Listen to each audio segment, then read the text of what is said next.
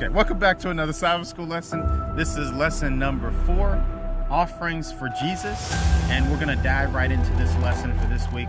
The actual memory verse for this week is going to be taken from Psalms chapter 116, verses 12 through 14. And it says, "What shall I render to the Lord for all his benefits toward me? I will take up the cup of salvation and call upon the name of the Lord. I will pay my vows to the Lord now in the presence of all his people." This week is going to be the biblical overview of not tithing, but the biblical overview of offering. So last week we dealt with tithing. This week we deal with offering. And one of the first key points here is to understand the distinction. Generally, tithing is 10% of something. Offering comes out of the 90% that's left. And that's one of the first key points not the offering, but the author ends up making. So offering doesn't actually have a percentage at all. It's just coming out of the 90% of whatever it is that's left. So again, there are some people that actually end up putting a percentage on tithing or putting a percentage on offering, and there really is none. So just kind of make sure that you understand that. It just comes out of that 90% that's left. That's the first key point. Number 2, the amount that you give is your choice, but realize that God is going to bless you for it. This typically is going to come from Deuteronomy chapter 16 and verse 17. And it says, "Every man shall give as he is able, according to the blessing of the Lord your God, which he has given you." Okay, so the amount that you actually give, again, is up to you. God says basically give what you are able. So again, God has basically given us different percentages, you can say, in some sense, of blessings. Not everybody has the same blessing financially. Not everybody has the same blessing, even as far as like other gifts and assets that they have in their life. So whatever it is that you actually give to God, realize there's no percentage, but at the same time, give whatever you're able to. Give out of the desire and the cheerfulness of your heart, right? Also with this, be careful, because what happens here is people make people feel very awkward when it comes to offerings. In other words, they think that a person that, let's say, makes $40,000 and a person that makes $60,000 or $70,000, they think the person that makes $60,000, $70,000 should be given significantly more in offerings than the person giving $40,000, than the person that makes $40,000. And I'm just saying, be careful with that. Again, Bible doesn't outline guidelines for that.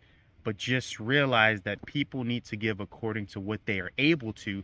And just because they make more money than you doesn't necessarily mean that they're supposed to give more offerings than you.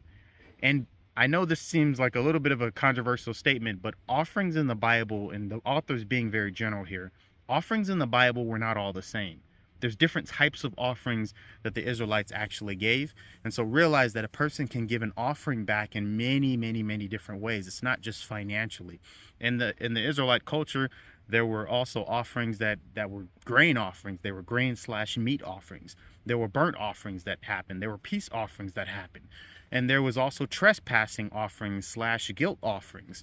And there were sin offerings. And so my point is, there's a lot of different types of offerings. People can give to God in many different ways.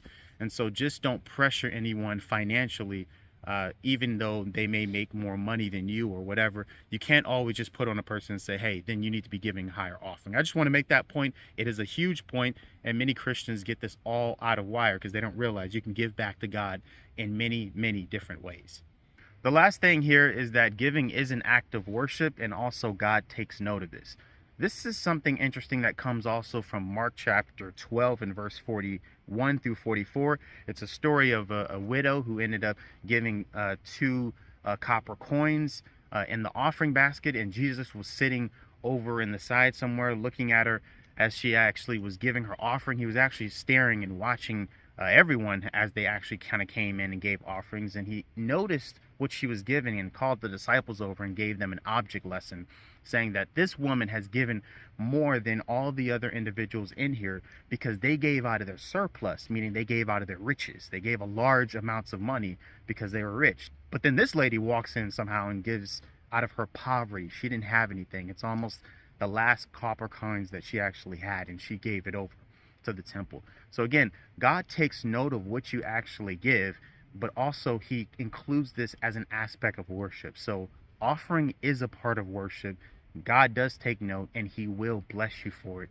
There is no necessary percentage. of offering, just give whatever it is that you're able, that you feel called to, and that you feel desire.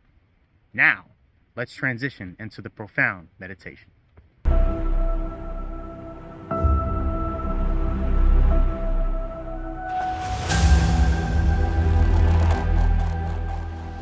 Okay, so for the profound meditation, I want you to know something very interesting.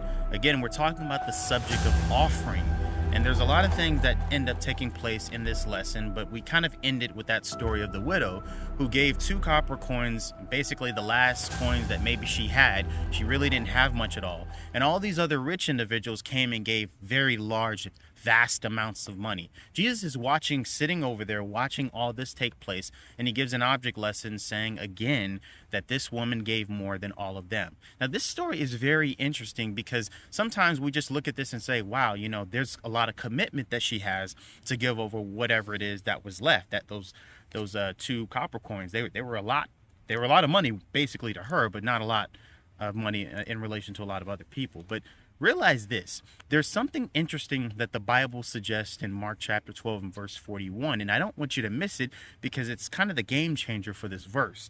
It says, "And he sat down opposite the treasury and began observing how the people were putting money into the treasury. And many rich people were putting in large sums." Now, again, notice that the Bible here says that Jesus sat down and he was watching them, how they put it in the treasury. Notice that it was like he was watching how they did it. In other words, how they went about going to put the money in. He wasn't so much watching what they put in or how much they put in. He was more interested in how they went about putting it in, which is very elaborate. You see, back sometime in that era, 1st century Palestine, one of the big problems with the Pharisees and people that would go give large sums of money is they would do it in a very showboat way, and it would be, of course, in front of everyone. So Jesus was sitting down in the temple, and if you can kind of imagine this picture, usually there was about 13 horns that were set up, and inside of these horns is basically where you would actually put the funds, right? So people would walk up and they would designate the funds into these different horns, and that's how people would give their offering. Now, if you think about it like this, that these things are designated to different things. Like some maybe is helpful to, you know, the cleanup of the temple, and others were dedicated to other acts of service, right? So this woman comes over, she plants whatever it is that she has in one of these horns. It's very quick. While these other individuals, because they're planting it in horns and the way that they want to show, like they know that other people are watching them, they don't place it all at one time like this woman. She only had a small amount to give. They start to kind of put some in and put some in and put some in. And so what you start to see is a person is standing there at the horn a very long time, and they just keep inputting stuff. And so you could see the longer a person was standing there, the more amount of funds that they were actually given. And it really kind of became a very prideful action. So Jesus was watching how people actually gave, not even so much what they gave. And it's just a key principle also to remember for us, because it's not just like tithes or offering. It's like the stuff that we do in our everyday life. How do you go about doing something? It's not always what you do, but how you go about doing something. It's not the fact that you gave a gift, but it's how you gave the gift. Sometimes you can just give a person a gift right away, or you can maybe wrap it up in a nice bow and a package and plan a whole event. How you do things matters often more than just what you do. You can think of even something as simple as saying, "I love you." It's not even always what you say, but how you go about saying it that matters even more. If you say thank you to a person, it's not just saying thank you, but how you say thank you that matters even more. So my question to you is, as we end out this, is how are you giving back to God? Not what are you giving and how much you're giving, but how are you giving back to God today? Because that's really the thing that he's most interested in learning about you. How are you giving, not what are you giving? I'm Oswald. This is Profound Meditations, Sabbath School Summer.